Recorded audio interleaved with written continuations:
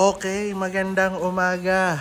Guys, finally, may araw na pagkatapos ng ilang araw ng pag-uulan, ano? So, today, we're gonna go and visit Toyota showroom to get yung ORCR ni Ino.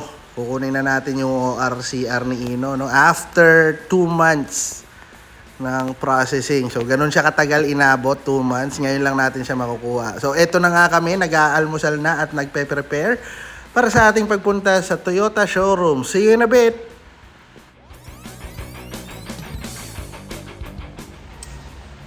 Hi guys! So, it's a Saturday and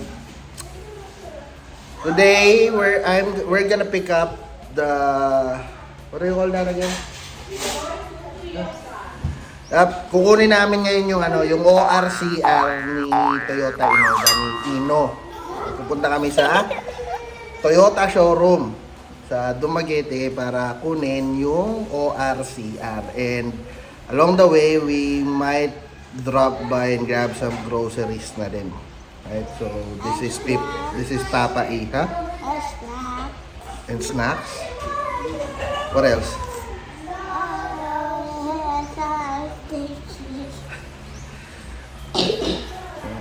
So this is Lalay, by the way, and this is Reren, and this is Chichay. And we're gonna prepare now, so we'll see you in a bit. We're gonna go ahead and take a bath, shower, change our clothes, and we're gonna go. Let's go. Alright guys, so eto na nga tayo, no? Pupunta na tayo sa Toyota showroom para kunin nga yung ORCR. Pero I was planning to drop by a car wash muna sana, pero medyo makulimlim na naman. Makulimlim na naman. And ayoko naman matulad sa usual na kapag alam mo yun, nagpapa-car wash, may merong external force, merong external something na na biglang umuulan. Have you experienced that? Na-experience nyo na ba yun? Yung kaka-carwash mo lang for the longest time, hindi ka nagpapa-carwash, tapos naisipan mo magpa-carwash dahil napakadumi na ng sasakyan. Tapos after ng carwash, yun na nga, biglang bubuhos ang ulan, tapos hindi ka man nakakarating ng bahay, wala na, dugyot na naman yung sasakyan. And si Ino, itong sasakyan natin, I haven't actually had the time and the resources na magpa-install ng mga add-ons natin like mudguards and yung ating stepboard and side rails or step sails, rear step sails para iwas dumi, no? Kaya lang kasi yun nga, medyo pricey rin pala yun. Akalain nyo magpapa-install ka lang ng mudguard would cost you around 11,000, 8,000 dito sa Negros Oriental. Whereas kung magpapa-order naman ako lang mag-i-install, pwede naman sana, kaya lang I don't really have the tools for that. Anyways, yun. Hindi na tayo magpapa-car wash, diretso na tayo sa ating Toyota showroom para kunin nga itong ORCR ni Ino. So Ino was released December, second week ng December, and it's the second or third week ng Feb. So that's more than 2 months yung naging process niya. Pero all is well because we're on the way to get the RCR. So tara!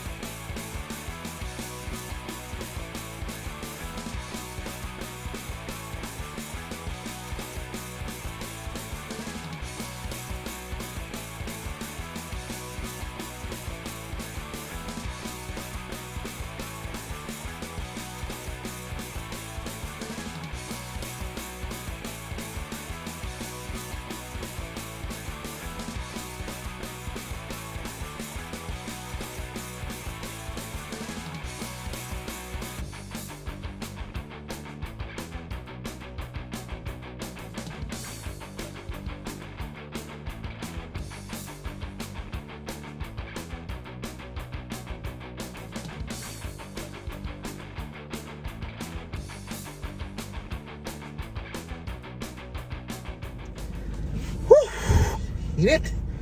So guys, nandito na tayo sa Toyota Dumaguete, no?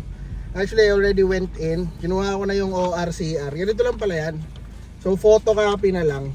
Kasi, yung original, once na fully paid na or fully settled na siya dun sa ating partner bank, which is PNB. Oy, PNB, baka naman. Diba? Ayan, so kung mag-apply kayo ng ng auto loan, for example, and you're from Negros Oriental, you can leave me a comment, drop a comment there.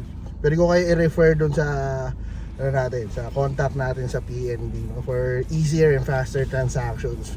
Napaka supportive all the way na ito. Pati yung Toyota Dumaguete, maraming salamat din kay Ma'am Marge. Yan, si Ma'am Marge for assisting us with the release and the process, the entire process netong Innova natin. So guys, ganito pala yan. Nakuha natin yung sasakyan natin December 2023 and dapat free siya ng 3 years. So considered na rin palang 1 year yun, no? December. So this is gonna be valid until 2026. So parang kinount ko siya 24, 25, 26. Pero dapat 24, 25, di ba? Tapos 25, 26. Parang 2 years lang. Eh nakita ko si Ma'am Marge, sabi ni Ma'am Marge, 2023 man natin pre-nasa sir. Na-release man siya 2020. Parang lugi, no?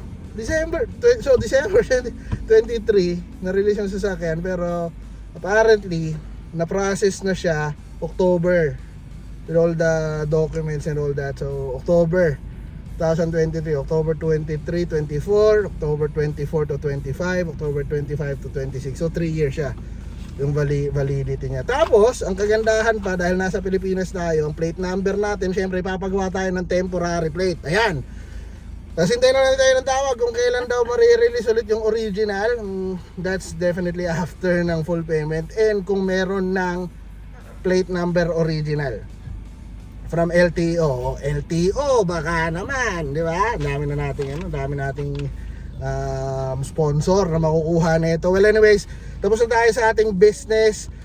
We're gonna move and doon tayo sa City Mall. Maglalaro to sila. Tapos kami ay mamimili ng konting bahagya. Doon na rin tayo magla-lunch, no? Kasi natagalan tayo sa pag-alis ng bahay kanina. Well anyways, see you in a bit guys. Maraming salamat. Bye! Mga pala, don't forget to this is a new channel guys. Bago tayo magbabay ulit, take 2 tayo sa babay. Bago tayo magbabay, don't forget to Like and subscribe. like and subscribe. Don't forget to subscribe to our channel, like the video. About the notification. Again. Don't forget to subscribe to our channel. Hit that notification bell para updated kayo sa mga latest and bagong videos namin. This is the newest family adventure vlog ng Team Hilas dito sa Negros Oriental. Make sure to drop your comments and like the video. And yeah, that's it from us. Goodbye guys. And make sure to comment butterfly. What? Make sure to comment butterfly. Comment butterflies. Oh guys, comment butterflies. See you around. Bye.